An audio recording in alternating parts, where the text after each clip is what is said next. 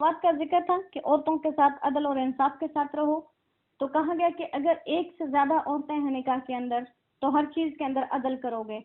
और साथ में फरमाया कि तुम जो ये अदल और इंसाफ के पैमाने रखोगे तो वलन तस्ततिउ अन तअदिलु, तुम हरगिज अदल नहीं कर सकते।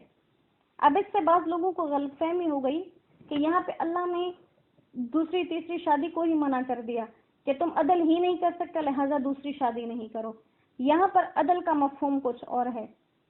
दो जगहों पे बात हुई, यहाँ सूरह निसा की इब्तिदा में कि फ़इन ख़िफ़्तुम अल्ला तअदिलु, अगर तुम्हें डर हो कि तुम इंसाफ नहीं कर सकोगे तो एक शादी कर लो। वहां डर की बात की गई, यहाँ पे बता दिया कि तुम अदल कर ही नहीं सकते। लिहाजा बाज लोगों के जहन में ये गलतफहमी आ जाती है कि चूंकि इंसाफ करना मुमकिन ही नहीं है, लिहाजा दूसरी शादी की इजाजत भी नहीं है। लेकिन इन दोनों आयात में मकसद का मफहूम जो है वो अलग अलग है। वहां पर क्या है, अगर तुम्हें डर है कि तुम इंसाफ नहीं कर सकोगे, दुनियावी मामलात मुराद हैं। दुनियावी मामलात में नाम नफ़े में एक औरत को बड़े घर में रखोगे, एक को छोटे घर में रखोगे, एक को अमीरी वाला तर्ज जिंदगी दोगे, दूसरी को गरीबी वाला तर्ज जिंदगी दोगे, ये मुराद है कि वो अदल नहीं कर सकोगे। और यहाँ जो कहा कि तुम हरगिज अदल कर ही नहीं सकते, यहाँ पर मुराद दिल के मामलात हैं कि कोई एक बीवी दिल से पसंद है, दूसरी दिल से उतनी पसंद नहीं है। जैसे हुजूर सल्लल्लाहु अलैहि वसल्लम आप अपनी अज़वाजे मुतहरात के बारे में बहुत बराबरी और अदल का एहतमाम करते थे, सफर में, घर में, हर जगह।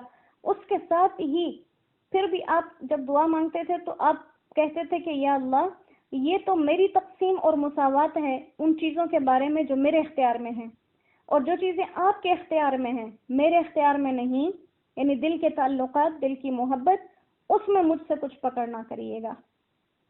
तो यहाँ पर आपने भी वो दिल के ताल्लुक को अलग करके सामने रखा अल्लाह के। तो यहाँ पर इस आयत में ये दिली ताल्लुक मुराद है कि तुम, जरूरी नहीं है कि तमाम औरतों के साथ तुम्हें मोहब्बत एक जैसी हो।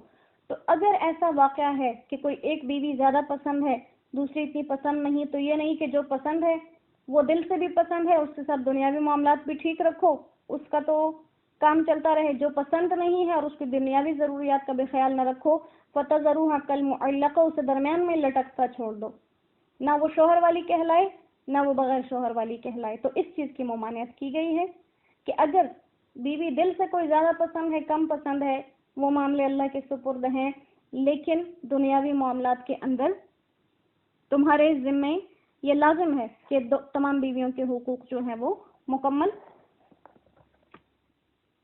अदा करो।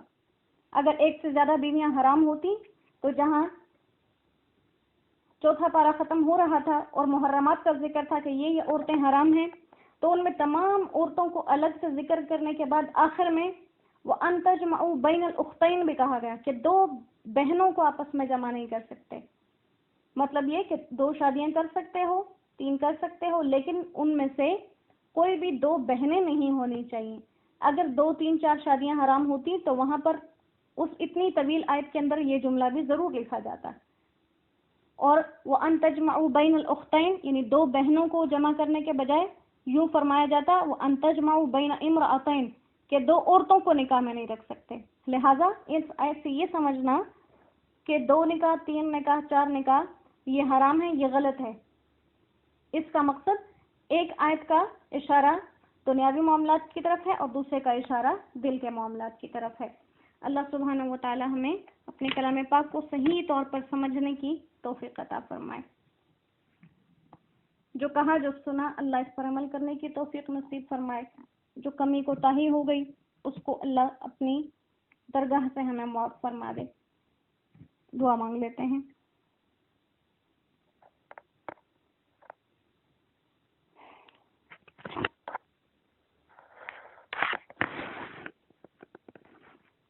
अऊज़ु बिल्लाहि मिनश शैतानिर रजीम, बिस्मिल्लाहिर रहमानिर रहीम।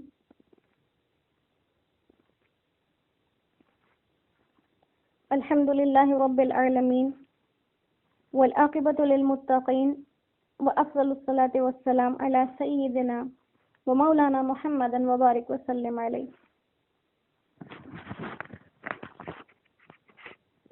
يا أول الأولين يا آخر الآخرين يا ذا القوة المتين يا راحم المساكين يا أرحم الراحمين رب اغفر وارحم وأنت خير الراحمين وتب علينا وأنت خير التوابين واغفر لنا وأنت خير الغافرين اللهم اهدنا فيمن هديت وعافنا فيمن عافيت وتولنا فيمن توليت وبارك لنا فيما أعطيت وقنا شر ما قضيت فإنك تقضي ولا يقضى عليك إنه لا يذل من واليت ولا يعز من عاديت تبارك ربنا وتعاليت ونستغفرك ونتوب إليك ونستغفرك ونتوب إليك ونستغفرك ونتوب إليك اللهم إنا نسألك بأن لك الحمد لا إله إلا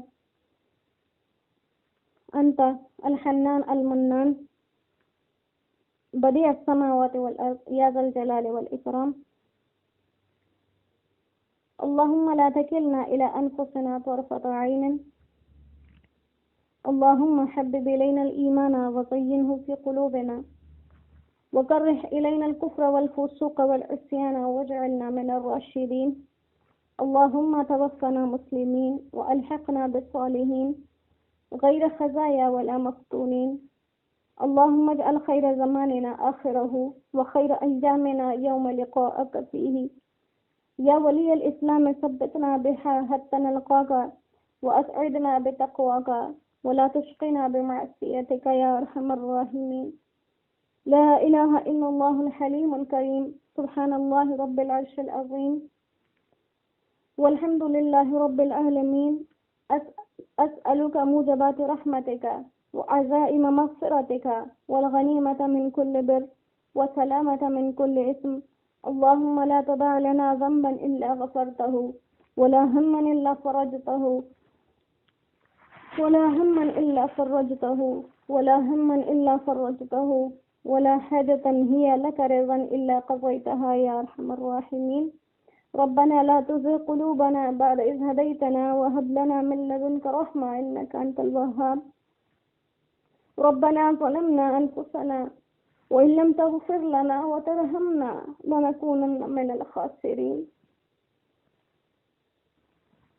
لا إله إلا أنت سبحانك لا إله إلا أنت سبحانك إني كنت من الظالمين رضينا بالله ربا وبالإسلام دينا وبمحمد صلى الله عليه وسلم نبيا رضينا بالله ربا وبالإسلام دينا وبمحمد صلى الله عليه وسلم نبيا رضينا بالله ربا وبالإسلام دينا وبمحمد صلى الله عليه وسلم نبيا اللهم أحييتنا ما كانت الحياة خير لنا وتوفنا إذا كانت الوفاة خير لنا اللهم إنا نسألك بوجهك الكريم اللهم إنا نسألك بوجهك الكريم اللهم إنا نسألك بوجهك الكريم حسبي الله الحسيب حسبي الله الحسيب حسبي الله الحسيب الله ربي لا نشرك به شيئا الله ربي لا نشرك به شيئا الله ربي لا نشرك به شيئا يا أرحم الراحمين الله يا أرحم الراحمين الله یا اللہ تو نے اپنے کلام کی ابتدا بھی اپنے ان دو ناموں سے کی ہے تو رحمان بھی ہے تو رحیم بھی ہے تو رحمان بھی ہے تو رحیم بھی ہے اللہ اپنی ان خاص اور پاک صفات کے ذریعے سے تو ہم پہ رحم فرما ہمارے گناہ صغیرہ و کبیرہ معاف فرما دے ہمارے ہر وہ کام معاف فرما دے اللہ جو ہم ثواب سمجھ کر کرتے ہیں اور وہ اصل میں گناہ ہوتے ہیں اللہ آپ کے نبی کی دعا تھی اللہ آپ کے نبی کی دعا تھی کہ اے اللہ اگر تو مجھے اچھائی کی محفلوں سے ہٹ کر غلطی کی محفلوں کی طرف جاتا دیکھے تو مجھے وہیں روک لے اللہ ہم وہی دعا آپ کے سامنے دہراتے ہیں اگر تو ہمیں نیکی کی محفلوں سے ہٹ کے غلطی کی محفلوں کی طرف جاتا دیکھے اللہ تو ہمارا محافظ ہو جا، ہمیں خود روک لے۔ یا اللہ تو ہم سے راضی ہو جا، ہمارے گناہ معاف فرما دے۔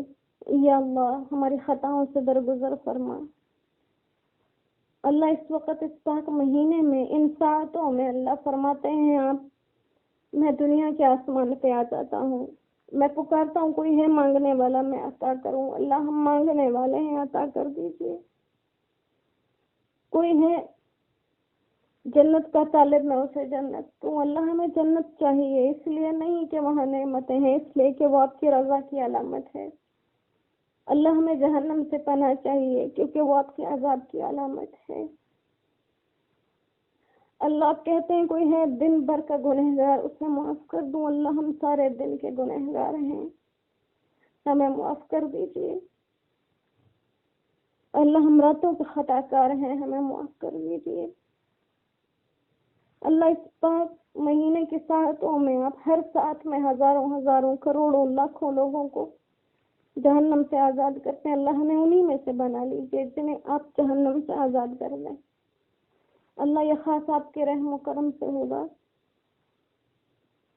اللہ ہمارے اندر کوئی کمال نہیں ہے، ہم سارے نقص سے بھرے ہوئے، نقائص سے بھرے ہوئے لوگ ہیں۔ اللہ ہم عیب سے بھرے ہوئے لوگ ہیں۔